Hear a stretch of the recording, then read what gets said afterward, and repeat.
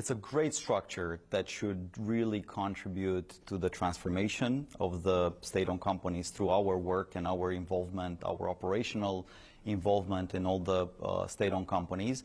And it's meant to give institutional investors a one-stop shop to Uzbekistan, a vehicle in which they can invest and get terrific exposure to the country outside of the sector of mining, because there are no mining assets in the portfolio. What's to stop the government from fiddling around with the various components? Because at the end of the day, the government still has the majority stake in all these companies. So what's to stop them from suddenly changing their mind, fiddling around, doing whatever they choose to do?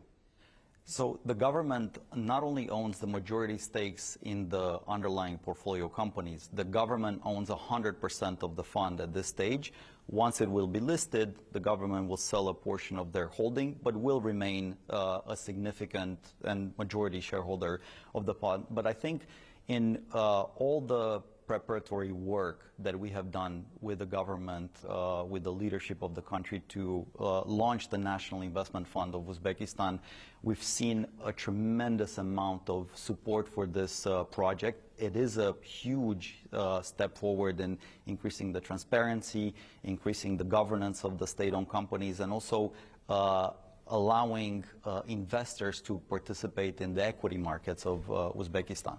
Does this prevent an oligarchic, maniacal structure? Absolutely, because the structure is opened to a global institutional investor base, if you will. So the natural investors that would be participating in the listing of the fund itself are mutual funds, hedge funds, long-only pension funds from the United States, from the UK, from Europe, from Asia. So it should see a very diversified base of investors coming into this. And we've seen a tremendous amount of interest in this first month since we launched the fund.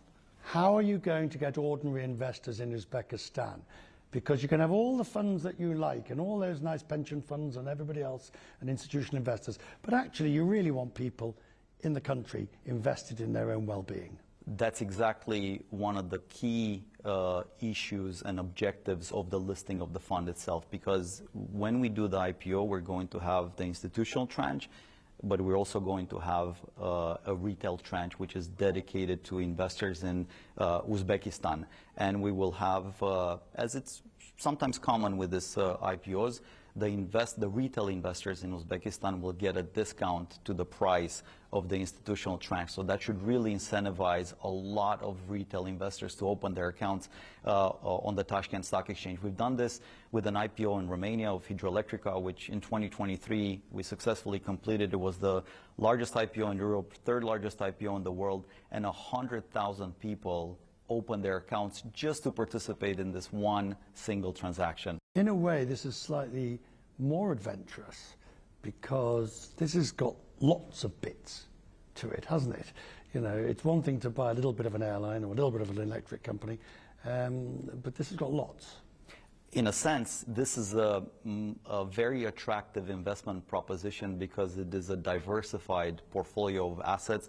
Some of them are monopolies, and investors like monopolies because it's very easy to understand them. It's very easy to make money with monopolies, and other companies that operate in a very competitive environment. As the economy of Uzbekistan continues to liberalize, the growth that we should see in all these assets will be fantastic.